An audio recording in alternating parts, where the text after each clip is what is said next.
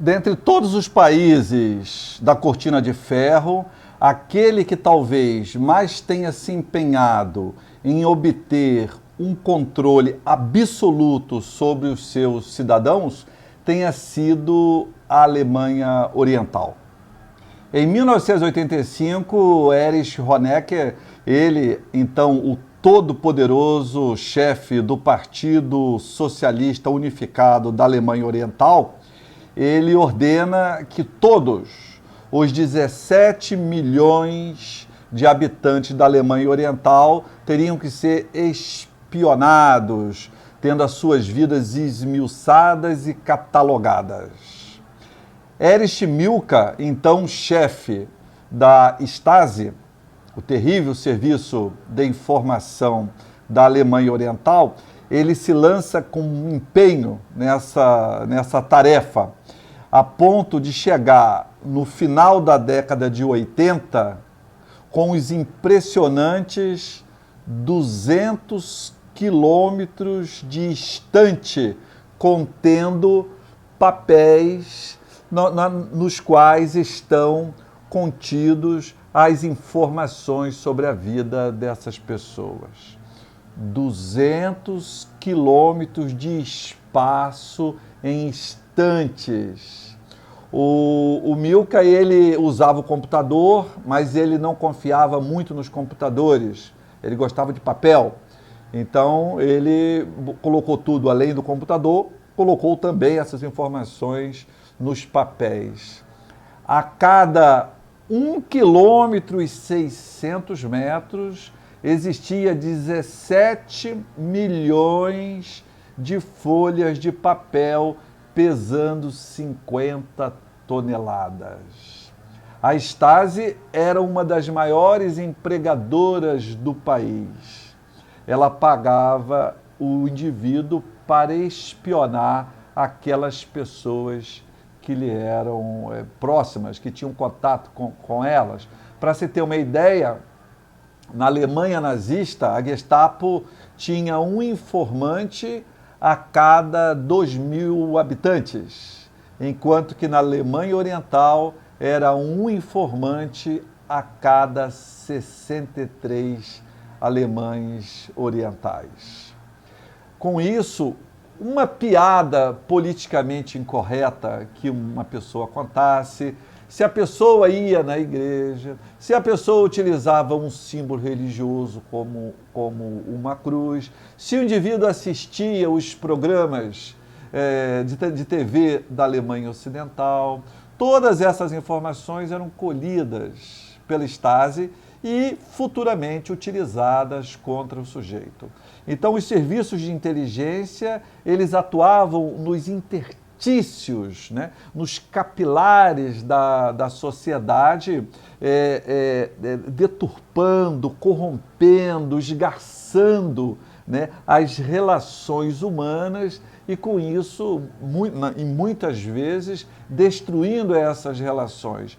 Se era de interesse do regime, casamentos eram desfeitos, pais eram jogados contra os filhos, professores contra os alunos, vizinhos eram jogados uns contra os outros, né?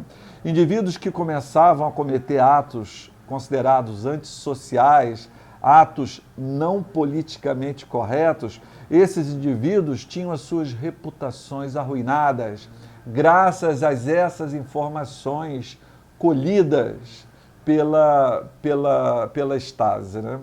Havia um clima persecutório do regime, né? Um clima orwelliano, né? No qual o regime via sempre no outro, no indivíduo, por mais comum que fosse, ele via nesse sujeito o inimigo, né? A coisa chegou a tal ponto que os indivíduos, quando eram interrogados, eles sentavam numa espuma adesiva que tinha a função de captar o odor daquelas pessoas. Essa espuma era guardada para que no futuro ela fosse dada a cães farejadores, para os cães acharem essas pessoas numa perseguição. Quer dizer, não se sabia que ia ter perseguição alguma, mas se guardava porque podia se precisar, né? Então, uma perseguição no futuro hipotético, numa futura perseguição hipotética também, porque até aquele momento não existia nada. Mas esse odor das pessoas eram guardadas, né? Eram guardadas para um futuro uso pelos cães farejadores. Tem um filme alemão de 2006, esse filme estava no acervo da Netflix até há pouco tempo, agora não está mais. Esse filme ganhou inclusive o Oscar de melhor filme estrangeiro, é um filme de 2006 e chama-se A Vida dos Outros. E esse filme ele conta, já pega os anos no qual o comunismo já começa a se deteriorar nos países da Cortina de Ferro. Ele vai contar, então, a vida transcorrendo nesse período, mais precisamente a vida de um agente da Stasi. Esse agente da Stasi ele recebe a incumbência de espionar, né, 24 horas por dia, um dramaturgo dissidente. E ele, à medida que vai espionando a vida desse dramaturgo, ele é um sujeito assim, esse agente da Stasi é um cara mecanizado, ele parece uma máquina, né? Não expressa os sentimentos, as expressões que normalmente a maioria das pessoas se mostram, ele é uma pessoa fechada, né? E à medida que ele vai espionando esse dramaturgo dissidente, ele vai se humanizando, né? Ele vai percebendo a situação terrível em que ele se encontra. E o filme mostra que esse processo que se dá com esse agente da Stasi não se dá somente com esse agente da Stasi, né?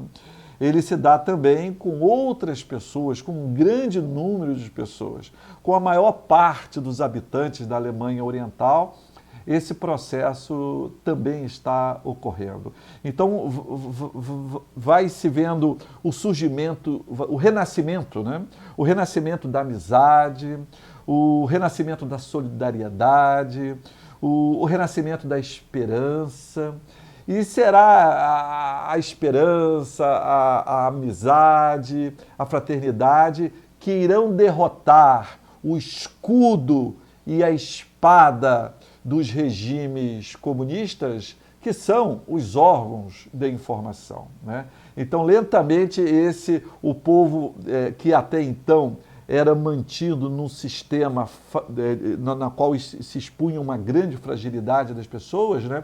Porque as pessoas eram espionadas, as pessoas sabiam que o regime sabia dos seus pecados, por mais íntimos que fossem, né?